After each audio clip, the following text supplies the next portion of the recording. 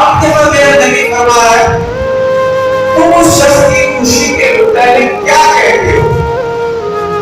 تم اس شخص کی خوشی کے متعلق کیا کہتے ہو جس کی اونٹنی کسی سنسان جنگل میں اپنی نکیل کی رسی کھینچتے ہوئے نکل جائے، جس سرزمین میں کھانے پینے کی کوئی چیز نہ ہو اور اس اونٹنی پر اس شخص کے کھانے پینے کی چیزیں لگی ہو؟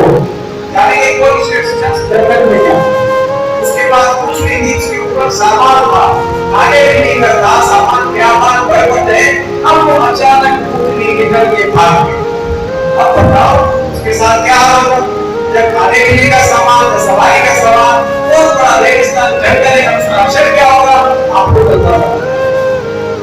اب اس حدیث میں آگے بڑھتے ہیں اور وہ شخص اس اونٹنی کو ڈھونڈ ڈھونڈ کر تھک جائے، پھر وہ اونٹنی ایک درخت کے تنے کے پاس سے گزرے اور اس کی ماں اس تنے میں اٹک جائے اور اس شخص کی وہ اونٹنی اس تنے میں اٹکی ہوئی مل جائے تو صحابہ نے عرض کیا یا رسول اللہ وہ زیادہ خوش ہو جائے، وہ بہت زیادہ خوش ہوگا۔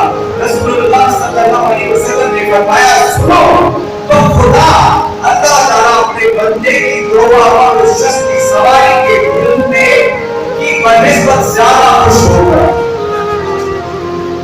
آپ سمجھ گئے کیوں؟ مرنے والا تھا تو اس نے سمجھ لیا کہ مرنے والا میں کسی بندے نے پہنچ ہی نہیں سکتا، اب وہ آسا اسے چھوڑ دیا، اب وہ مرنے کی تیاری کر رہا تھا، اچانک اس کو اونٹنی کھانا پینا سب معلوم ہو گیا، اس کو زندہ رہنے کی امید ہو گیا بلکہ وہ زندہ دوبارہ ہو گیا، دوبارہ زندگی ہو گئی۔